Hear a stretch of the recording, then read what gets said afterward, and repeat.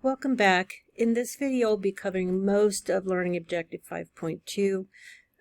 This section of the chapter is quite long, so I will be hacking off a chunk of it and adding it to the video for Learning Objective 5.3. In this section of the chapter, your authors are going through the process of explaining how people use introspection, or thinking about their own thinking about the causes of their own behavior, and how they make observations of their own behavior as a part of self-knowledge. First, we need to define what we mean by introspection. And introspection refers to the process of looking inside and thinking about your own thoughts, feelings, and motives. You do a thing. I'm notorious for just saying whatever happens to pop into my head, and that sometimes is not a good thing. So sometimes when I blurt something out and it gets strange looks from other people, I then will introspect and think, why on earth did I say that ridiculous thing? I'm sure you've all had that same experience. But your ability, part of what we identify as something very human, is this ability to sit back and reflect on our own mental processes. So digging into what our thoughts are, what our emotions are, defining or kind of guessing, where do our emotions come from, where do our intentions come from, and so on. We don't rely on introspection, even though you might think that you rely on it constantly to make sense of yourself. We actually don't rely on this as much as you might think. We're far more attuned to what's going on outside of us most of the time than we are to what's going on inside of us. Part of what's going on, though, is that we don't have easy access to all of our under the hood operations. We can reflect on the obvious and the things that make the most sense, but we don't always have solid access to the true motives behind some of our behaviors. And that's really a big part of why this section of the chapter is so long, is because there are a lot of really curious reasons for why we get distracted from the actual causes of our own behavior. So even when people do think about their own thinking, when they're introspecting, the reasons for their actual emotions, their emotional reactions, and their actual causes of their behavior can actually be outside of our awareness. We may just not understand or have access to a lot of the information that we need to determine why we feel the way we do and why we do what we do. Now, when you first hear that, you're like, I know why I do what I do. I know why I feel what I feel. Well, you feel that way because you have a strong need to feel like you understand what's going on. Remember those two basic motives. You want to feel good about yourself, and you want to feel like you're right in making judgments. Same goes for how you feel about yourself. So when you're introspecting, you want to feel rational and logical. And if someone says, why do you like that painting? And you go, well, and then you don't, if you were honest, you don't really have an answer, but your goal to sound rational and smart, you're going to look at the painting and you're going to pick out the most obvious things about it and then come up with a rational sounding answer for why you like it. Most of the time, though, with aesthetic things especially, the reasons we like things are mysterious. But when someone asks us, we want to come up with a really logical sounding reason. So we often are in this situation where our true motives are literally hidden from us. There are a bunch of different theories in this area. We're going to start with what's called self-awareness theory. This is the idea that you can have shifting levels of attention, directing it toward the self, directing it away from the self. So think about times when, I'm sure this has happened to you. It's happened to me more than once, where here's a concrete example. I was sitting in my office one day, and there's always a bunch of students around where my office is. There's a a study space with a bunch of tables and chairs outside of where all the psych offices are. And I'm sitting there, and all of a sudden I hear my name. And I hear Dr. Daly, and then just general chatter. And then I hear my name again, and just general chatter. My self-awareness antenna was on fire at that point. So hearing my name, even though I couldn't hear what the conversation was, boy, did I want to know, but I wasn't going to pop out of my office and say, what are you talking about? But in that moment, just hearing my name pulled all kinds of attention onto myself. Are they saying something nice? Are they saying something mean? Are they saying I did something stupid? What are they talking about? So it calls attention to the self, and then what you're prompted to do is evaluate yourself. You may be comparing yourself to your own internal standards. You may be comparing them to your beliefs about the standards in general. But regardless, you've turned the lens of attention away from the external environment, and you've pointed it directly at yourself. Now, sometimes people want to purposely get outside of their own heads. There are times when over-focusing on the self can be very painful. So if you've had a failure experience or an embarrassing experience, if you've gone through something very traumatic or even mildly traumatic, sometimes focusing on the self and how you're feeling at any given moment can be too painful. So there are times when people attempt to escape, and they may escape in a lot of different ways. My favorite method of escape is to read trashy novels, to be honest. Just a nice mixture of, murder and romance is really good for getting me out of my own head. Some people will engage in athletics. Some people will use drugs and alcohol. But there are times when over-focus on the self can be harmful to us.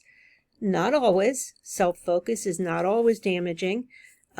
We are especially fond of reflecting on the self when good things have happened to us, when we've reached a milestone, when we've been successful, when something really fun has happened in our lives that we feel responsible for. Or even if you've been given an opportunity to be helpful to someone else and they are grateful, turning self-focus in your own direction can feel good. It can feel validating, and it can bolster self-esteem. Self-focus can also remind you about morality. There's one crafty methodology out there for studying self-awareness and its relationship to behaviors like cheating in a game. It's a really simple manipulation. If you take research participants and you put them in a game-playing situation where they're at a computer, so you try and imagine how this would work. You're sitting in a computer, you're playing a game against an opponent who's in a different room, and you are given fully the opportunity to cheat. And what the manipulation is, half of the participants are sitting in a room where they're looking at a mirror. So there's a mirror in front of them, and they can see their own face while they're playing the game. The other half of the participants, they're sitting in front of a blank white wall. They cannot see their own face. What's been found is that when people are sitting in front of a mirror, they don't cheat nearly as much as when they are sitting in front of a white wall and can't see their own face. So self-awareness can actually trigger greater self-consciousness, and that can trigger a greater consistency between internal values and actual behavior. Now, your authors give you this illustration of how self-awareness theory works. So what you need is a trigger. So you start with a trigger. That's what they call a self-focusing cue, like a camera, an audience, a mirror. Then this cue creates a state of self-awareness. And that prompts you to be on alert for self-relevant thoughts. Then you compare what you're thinking about now. You compare your behavior, your feelings in the moment to your internal standards for what you're supposed to do. So, like, let's say that you have a self-focusing cue in the environment, you become self-aware, and the situation that you're in, maybe you just got angry with somebody you actually care about and you said something mean, and you happen to then catch an image of yourself, and then you compare that to your standards. Do I really believe I'm a nice person? Yeah, I believe I'm a nice person, so they don't match. So I go over here, now what do I do?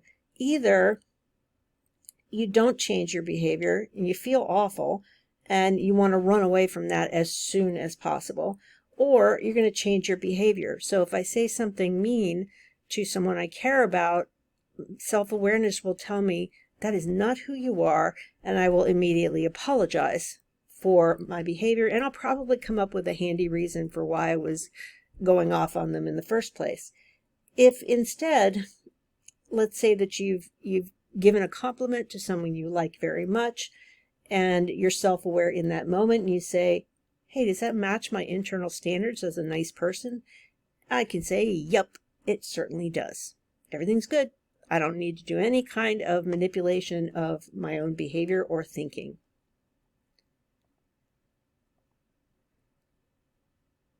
Now, another important part of understanding the self is this question of, do you actually know why you feel the way you do?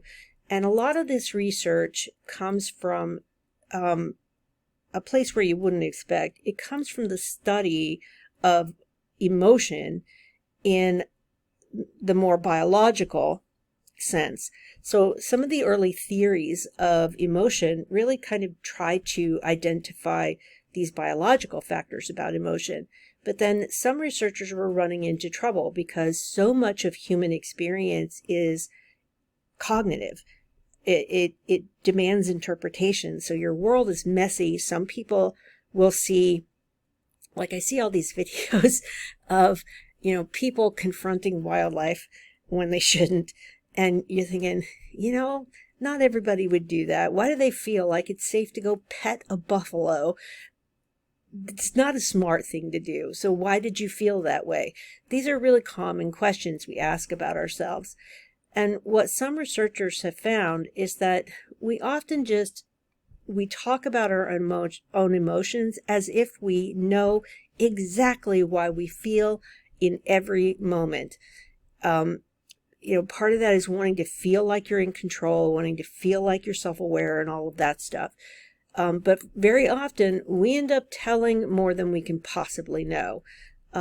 Emotion is a tricky thing biologically. Most of our emotions have overlapping qualities under the hood. So a lot of emotions like excitement and anger both involve physiological arousal that, at a biological level are indistinguishable. So how do you know the difference? You know the difference based on context cues. What's the situation that I'm in? And that can determine basically why you feel the way you feel. So what we're doing here is using what are called causal theories, self-attributions, if you will. These are theories about what causes your own feelings and behaviors.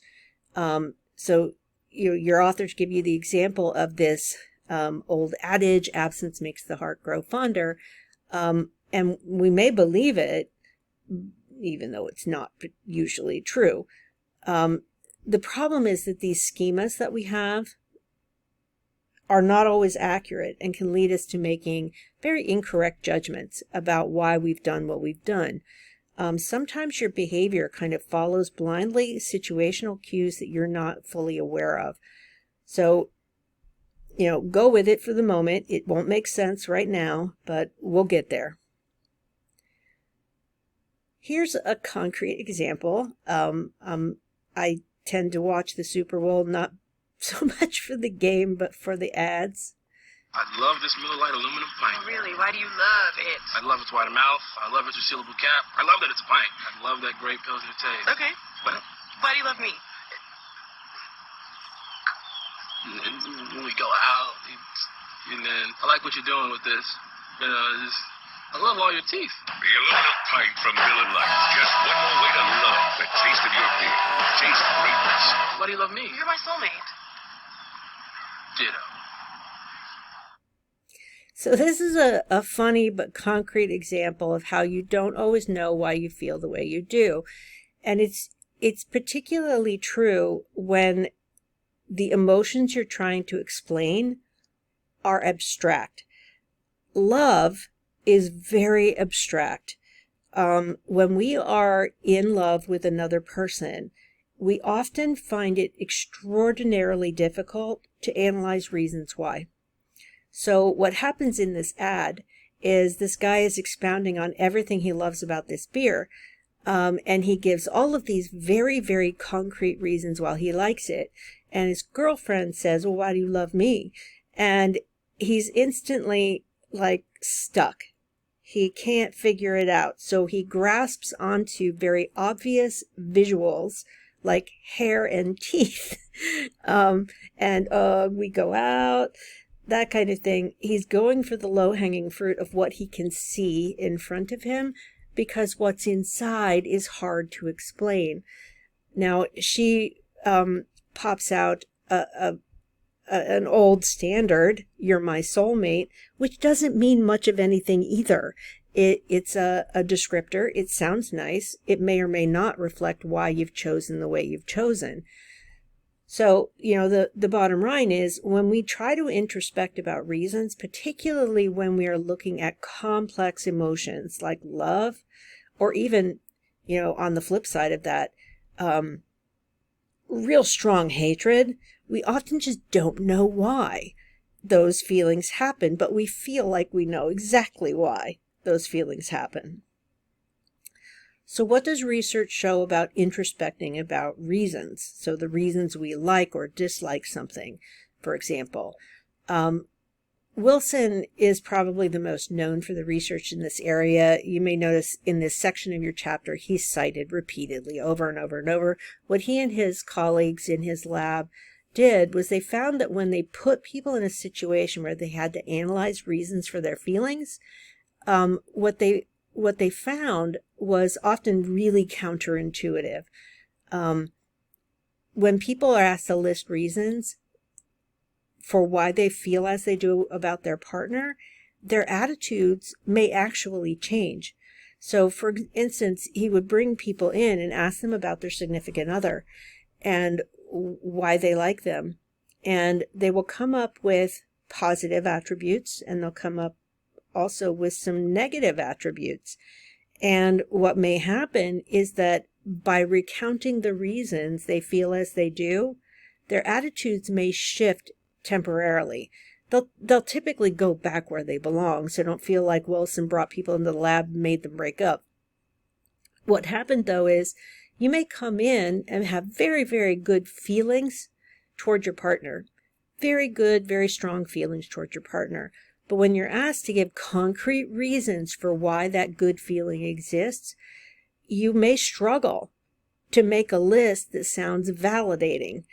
And you may actually have on your list things that annoy you as well. So you're looking at it, you're going, this is actually a pretty mixed list. There are some good things, but there are some bad things. And boy, are those bad things annoying. And then you're in a pickle, as my mother would say. You're kind of struggling with, well, do I really like them that much? So your attitudes may shift from very, very positive to a little less than very, very positive. And what Wilson has found is it's a temporary impact. It happens and then it shifts back after people are outside of the experimental context. Now, why is it? Primarily because what I was saying before, it is really hard to put complex emotions into very simple sounding logical reasons, because complicated emotions like romantic feelings are not simple. Describing those feelings in very concrete terms, super hard to do. And anything we come up with is likely to feel superficial. Like if someone asked me, what is the thing you love the most about your husband? And right there, that pause that is saying, okay, what words can I use? He makes me happy. We like the same things. We laugh together. We're very different, but he's kind of ridiculous, and I like that. It all starts to sound kind of stupid at some point, right? Because we have difficulty articulating exactly what those emotions mean. So what Wilson was able to show is people will report reasons very readily. They'll talk about similarities in interests and backgrounds. These reasons are correct, but they're probably not the only reasons why people fall in love. And it's that sort of ethereal quality of having good chemistry or something like that. That is super hard to articulate. Now, going beyond introspecting about reasons, let's talk about introspecting and deriving causal theories about what your mood is at a given moment. Wilson also had research participants record their daily moods over the course of 5 weeks of time. And at the end of those 5 weeks, students were asked to estimate how much their moods were related to a variety of variables, things like how much work they had to do, sleep, weather, etc. In many cases, people were just pretty random at making these kinds of guesses. They would often say, lack of sleep must have done it, workload must have done it, the bad weather must have done it if they felt like they had been in a bad mood. But frequently their moods were more tied to other things, like the day of the week, as opposed to the more obvious things, like how much sleep you had had in the past. So most people believed that the amount of sleep that they had gotten was the best predictor of how good a mood they were in the next day. Amount of sleep, because they were recording this kind of stuff as well, was unrelated to their actual mood states. What people are relying on is causal theories. So the assumption is, particularly in our culture, that if you get a good night's sleep, you will be happier the next day. If you get a bad night's sleep, you will be less happy. You'll maybe be upset or tired or exhausted, etc. So that's a causal theory that we hold in our minds, and it can often predispose us to reinterpreting how we're feeling the next day. Better predictors of your mood for these students in this kind of study was actually the day of the week. People tend to be happiest on weekends and less happy on Mondays, and their mood starts to slowly creep up as Thursday and Friday approach, and then peaks on Saturday. Other things are not much less powerful as predictors. Another theory that is related to what we've been talking about so far is Bem's self-perception theory. And now just a little backstory on Bem. Bem was a behavioral psychologist, but he also was interested in cognition and how people's interpretations of what's going on around them can reflect their attitudes. His theory was that when we're uncertain about how we're feeling toward objects or experiences in our world, we will often make inferences about those attitudes based on imagining if we were another person looking at us, what guess would they make? So here's the stupid example that I often give. What if I had never been on a roller coaster, and I go to an amusement park and I get on my first roller coaster, and someone asked me after I get off, so do you like roller coasters? So since I didn't have an attitude before getting on the roller coaster, my feelings are uncertain or ambiguous. In answering the question, so do you like roller coasters, I could sit back and say, yeah, I'm laughing now. I'm exhilarated. I was screaming in joy and glee on the roller coaster. Yeah, I like roller coasters. Or alternatively, if I feel like I'm going to throw up and I was terrified, I was showing a frown or I was showing a horror face, I can infer that I don't like roller coasters, right?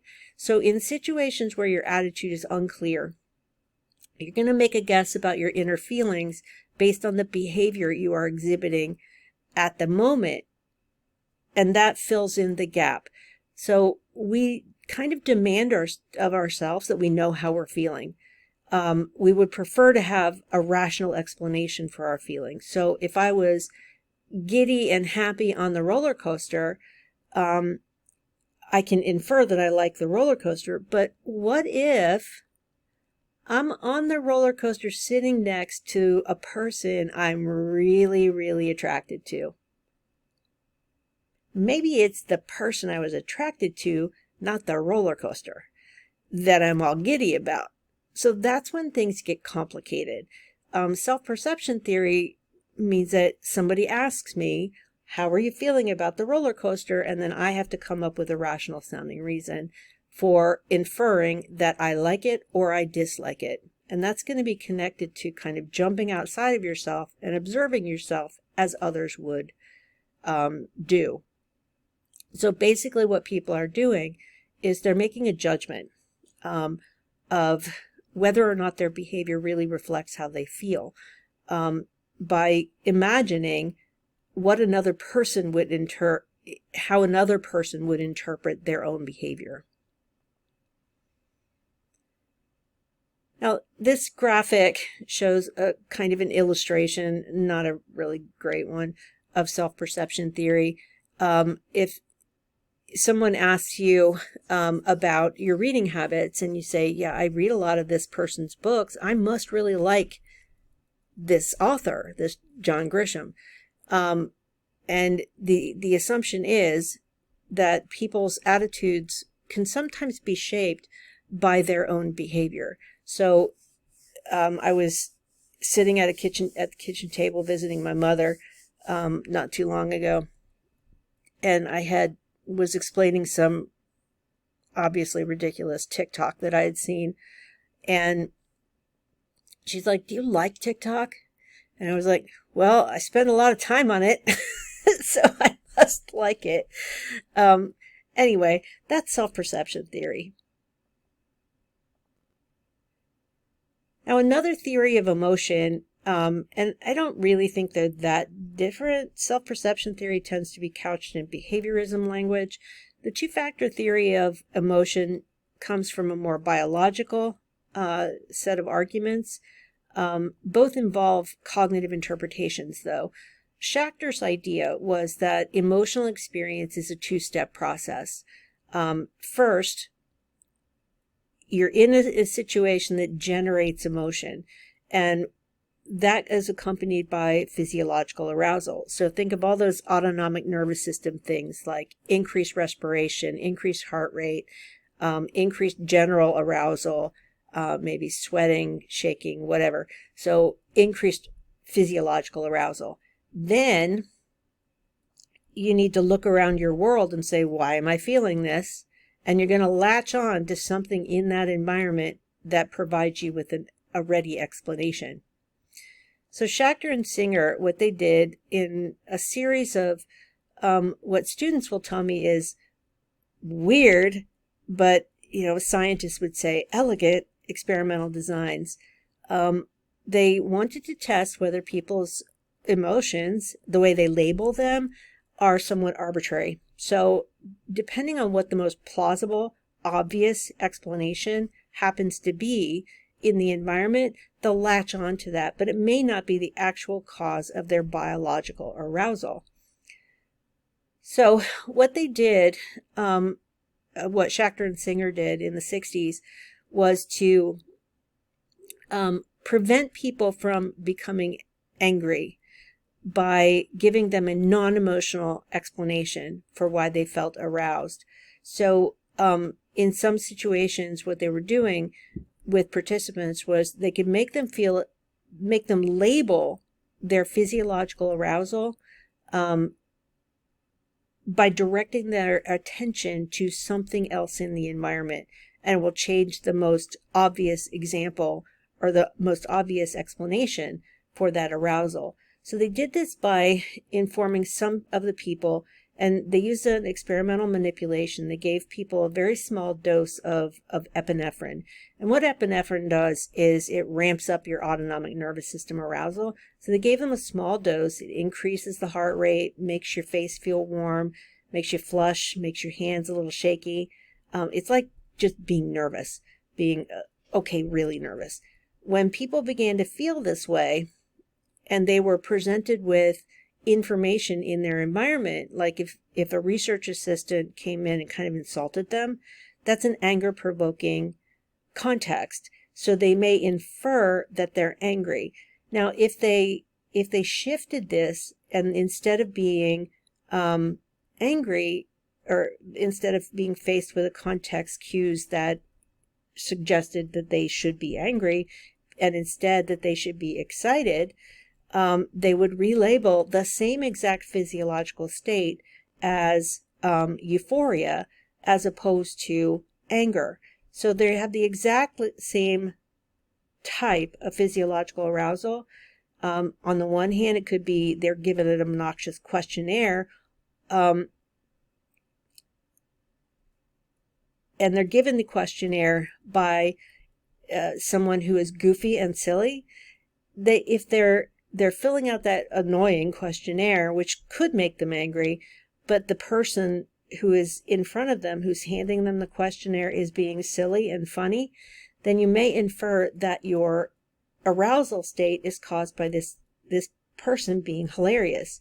And instead, they're taking that situational clue to change their labeling of the emotion.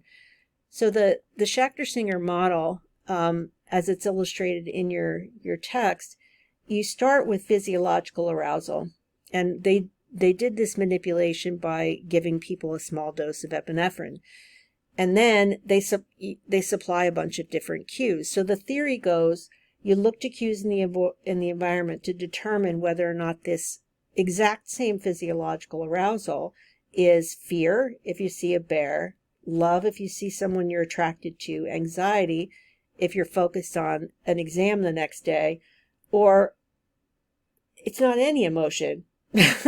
Depending on the context, it could be something entirely different. Now, probably the most classic experiment testing the two-factor theory of emotion was this one. A high suspension bridge on a windy day is just the place to put Art Aaron's theory to the test, that danger can provoke passion. We had an attractive young woman stand on this scary bridge, and every time a young man would walk across by himself, she would stop him and say, "Excuse me." I'm doing an experiment for my psychology class on the effects of exposure to scenic attractions on creative expression. Would you mind filling out this questionnaire for me, please? Here's a pen. Almost all the men agreed to do it. After all, it was an attractive woman asking the man to do something. They didn't want to admit they were scared. And then I have a picture for you to look at. And I'd like for you to write a brief dramatic story based on this photograph. Okay. So the man would write the story, and when he was done, she'd say, Thank you. I appreciate your time. And I would love, I don't have a whole lot of time now, but I'd love to explain the experiment in more detail when I do have more time. So I'm going to give you my number, and you can feel free to call me. It's at my hotel. Okay. So she would write her name and phone number on the edge of her little sheet, tear it off, and hand it to her. Great. Well, my name's Linda, so Okay. I hope you call me. Okay, Linda. Thanks. She stopped 20 men on the scary bridge, and then she stopped another 20 men on another bridge that was a big, heavy, safe bridge, not very scary at all. I am doing a project for my psychology class on the effects of exposure to scenic. Of the men who met her on the scary bridge, many more phoned her that night than the ones who met her on the safe bridge. The other thing we did is we looked at the stories they wrote. Far more romantic and sexual content when they met the woman on the scary bridge She's embarrassed because her boyfriend wants to marry her. than when they met the very same woman on the safe bridge. I think this woman is a little embarrassed about something that's really not that important at all. Aaron believes that when our heart is pounding in our chest, we unconsciously look for the most attractive explanation. And if an attractive person of the right sex is standing by, then we're happy to assume we've fallen in love. Now, I wouldn't go so far as to say fallen in love, but this is a pretty good example of how we can misattribute the cause of our physiological arousal. Now, those words are really important because the misattribution of arousal is really about how we label our physiological states. And arousal is a very general experience. As humans, we tend to put meaning labels on those physiological states. So, for example, if I've had just a little too much coffee and I'm presented with a situation where I find someone else irritating, instead of saying it's the caffeine that's making me feel jittery, I may instead say it's that person who's irritating me and they need to stop it. So I may misattribute the cause of my physiological arousal, forgetting for the moment that I've overdosed on caffeine, and instead blaming someone else for that experience. And there's, tremendous amount of research that supports that. So basically, the misattribution of arousal is the tendency to make mistaken inferences, to make causal conclusions about what is leading them to feel the way they do. But it's very particular to the situation of explaining your physiological arousal and then attaching the explanation of cause to what's most obvious around you. Now I'm going to pause at this point because our chapter has gotten quite long, or this learning objective has gotten quite long. I'll pick up this section in the next video.